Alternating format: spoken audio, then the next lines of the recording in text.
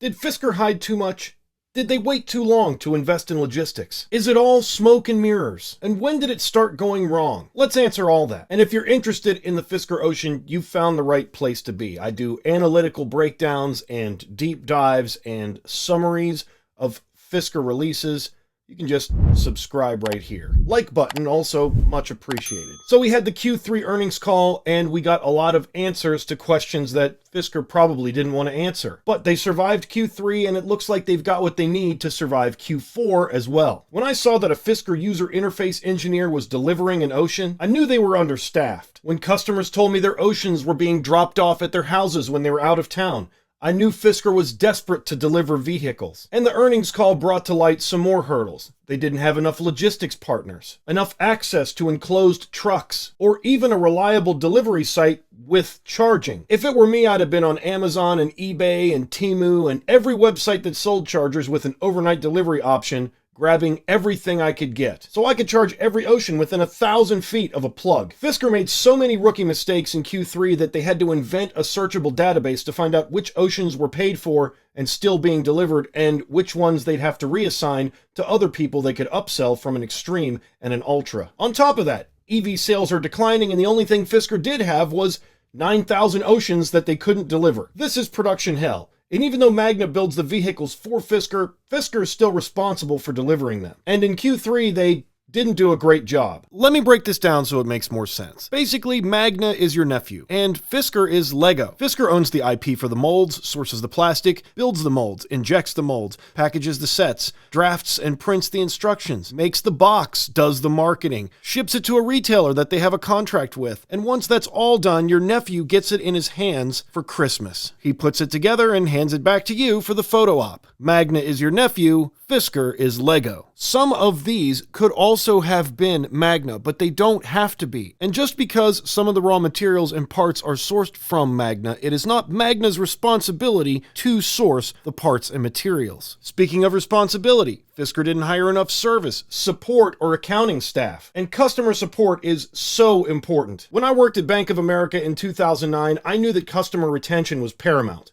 It was during the financial crisis. When I refunded a fee as a courtesy, not because the bank made a mistake, it did cost the bank $35. But I could have changed someone's opinion of the bank. And refund rate wasn't the only statistic. There was also first call resolution. If I spoke to a customer and they didn't call back within 72 hours of that exchange, the bank considered their issue to be resolved. With higher first call resolution, there was a lower call volume for us service representatives and a shorter wait time for customers too. And what's better than someone answering immediately when you're transferred to a representative? It's the difference between solving a problem on your lunch break and trying to solve it in traffic on the way home from work. That said, nothing is worse than no answer at all, and that was Fisker's choice in Q3. Can't answer, won't respond, not offering any resolution. Is this fixable? Yes. And if Fisker keeps the promise to increase their staff in the coming months, they'll be right on track. They created the phone number 844-FISKER-1, they have an outreach team, and they're hiring more people. But it is way late in the game. And this strategy won't work going forward because early adopters are willing to tolerate a whole lot more than the average EV customer, especially one who's stretching themselves to the absolute limit of their finances in order to afford an Ocean. Don't think that's happening? Dealerships offer 84-month loans now, and it doesn't take Susie Orman to convince you that 84 months to pay off your most depreciating asset probably means you stretched it a little too far. So Fisker's choice to run too lean for too long, combined with increasing interest rates, EV sales declines, a topic which I'll fully explain in my next video, subscribe so you don't miss that, and poor communication led Fisker to make a financial decision, and immediately react to that financial decision with more upfront costs. And the proof is in the price, a $7,500 drop for the Ocean Extreme. And after immediate backlash rewards Ocean One customers with benefits. Fisker wants to build 300 Oceans a day at the Magna facility. That's 100,000 units a year. And there's not 100,000 people willing to loan Fisker $5,000 for 18 months with zero interest. In fact, there weren't even 5,000. And I know your next question. How did Tesla get away with this? The power of choice. When the Roadster came out, there was no electric alternative. When the Model S came out, there was no electric alternative. When the Model 3 came out, There was no electric alternative with that range for that price, and you can still say that Tesla has an advantage here because of the charging network. There are certain owners with certain use cases that cannot do a CCS car. And of course, the one thing that Fisker completely did not detail in the earnings call is the fact that the software is incomplete, to the point of loss of functionality. And running lean means they only have 75 technicians to service every Fisker Ocean on Earth. But is any service really that great? Honda used to rip me off by giving me a free oil change every year and then charging me $75 to change my cabin air filter. I didn't know what a cabin air filter was at 21 years old, but it wasn't $75.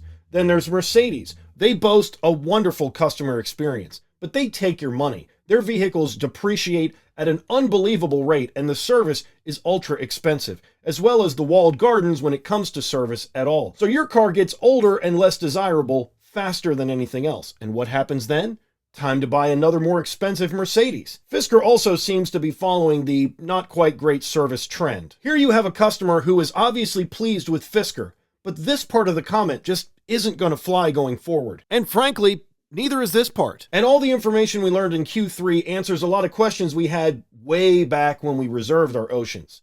Why all the secrecy? They didn't intend to staff up until they had a crisis. Why not let reviewers have the car? They know it won't be feature complete until thousands of people have been driving it for dozens of months. But was it the wrong answer? I said before that the window for new EV startups has basically closed, and Fisker did make it to deliveries. So, did they do it wrong? You can't really say a complete yes. So what now? It's probably just going to be the day after New Year's Eve for a while for Fisker. Because while you planned to vacuum and clean up and wipe some things down today, you didn't anticipate someone breaking your sliding glass door with a brick or setting your kitchen on fire. You don't need a vacuum.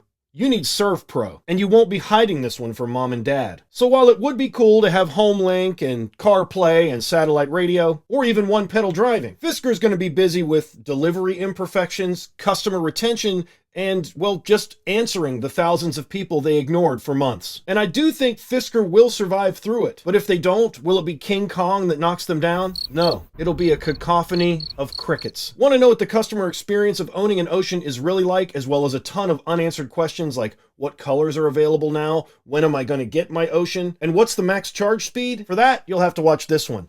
Subscribe for more. See you next time. Hey!